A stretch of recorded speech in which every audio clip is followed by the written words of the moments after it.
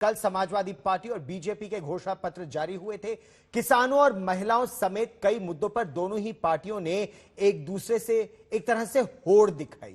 मसलन समाजवादी पार्टी 15 दिनों में गन्ने के भुगतान का वादा कर रही है, तो भारतीय जनता पार्टी ने यह वादा 14 दिनों में ही मुकर्रर कर दिया। देखिए ये रिपोर्ट।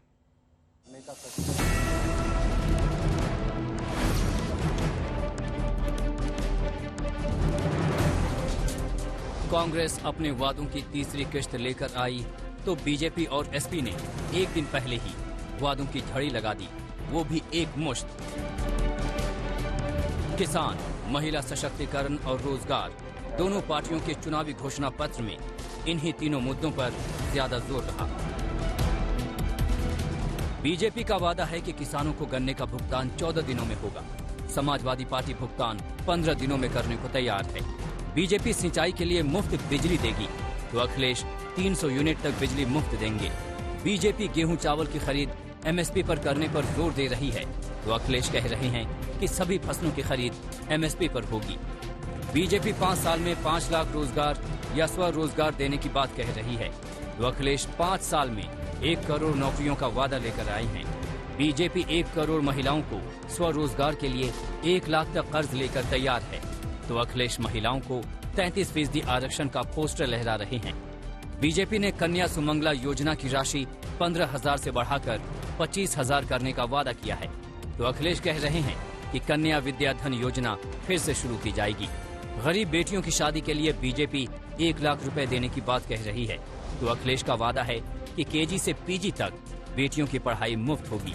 छात्रों के लिए बीजेपी के पास 2 करोड़ टैब और लैपटॉप का सौगात है तो अखिलेश 12वीं सभी छात्र छात्राओं को मुफ्त लैपटॉप देंगे।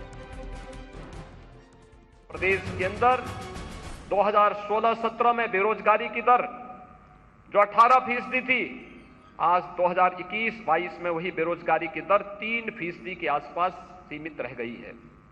212 संकल्प हम लोगों ने 2017 में लिए थे और सभी 212 संकल्पों को अक्षरशः मंत्र मान करके भारतीय जनता पार्टी की डबल इंजन की सरकार ने इसे पूरा किया। Urban employment guarantee act MNREGA की तर्ज पर बनाया जाएगा। समाजवादी पार्टी सरकार आईटी सेक्टर की समीक्षा कर उसे पुनर्जीवित और प्रोत्साहित करने ताकि सेक्टर विकास के इंजन के रूप में कार्य कर 22 लाख लोगों को रोजगार दे सके। लैपटॉप वितरण राज्य के भीतर 12वीं पास सभी छात्रों को लैपटॉप वितरित किया जाएगा। बीजेपी ने गुंडों, माफिया और अपराधियों के खिलाफ कार्रवाई को भी मैनिफेस्टो में जगह दी है। इसके अलावा लव जिहाद पर कम से कम 10 साल की सजा और 1 लाख रुपए जुर्माने का प्रावधान करने की भी बात है। देवबंद, मेरठ समेत 6 जिलों में एंटी टेररिस्ट कमांडो सेंटर का काम पूरा करने का भी वादा है। सशक्त नारी सशक्त प्रदेश यूपी फिर मांगे भाजपा सरकार। क्यों? क्योंकि यहाँ पर महिलाएं अपने आप को सुरक्षित और सम्मानित महसूस करती हैं, जहां दूसरी पार्टियां कई ऐसी हैं जो महिलाओं की बात तो करती हैं लेकिन वहां से महिलाएं छोड़कर लगातार जा रही। कोई पोस्टर पर थी तो कोई परिवार का हिस्सा थी, लेकिन वो छोड़कर चली गई। पोस्टर वाले भी छोड़ गए, परिवार वाले भी छोड़ गए, क्योंकि वो भी सुरक्षित महसूस करती हैं। तो कहीं ना कहीं उत्तर प्रदेश में भारतीय जनता पार्टी की सरकार वादों में एक दूसरे से आगे निकलने की होड़ में जुबानी जंग भी शुरू हो गई है। एक दूसरे के घोषणा पत्र को नेता झूठ का पुलिंदा साबित करने पे तुले हैं। संकल्प पत्र देखा नहीं, लेकिन जब पुराने संकल्प भी पूरे नहीं कर पाई तो अब नए झूठे वादों को लेकर कौन मानेगा उनकी बात। है कि भारतीय जनता पार्टी कितना झूठ बोलेगी। आज फिर से लाए हैं झूठ का पुलिंदा संकल्प पत्र के रूप में और समृद्ध कृषि की बात कर रहे हैं, जबकि किसानों पर सबसे ज्यादा अत्याचार हुआ ये कौन नहीं जानता है। प्रदेश में गाड़ियां चढ़ाई गई किसानों के ऊपर और सरकार हत्यारे केंद्रीय मंत्री को बचाती रही। सशक्त नारी की बात करते हैं, समझ नहीं आता किस मुंह से सशक्त नारी की बात करते हैं। आधी रात में मिट्टी का तेल डालकर बेटी की लाश को जलवा दिया।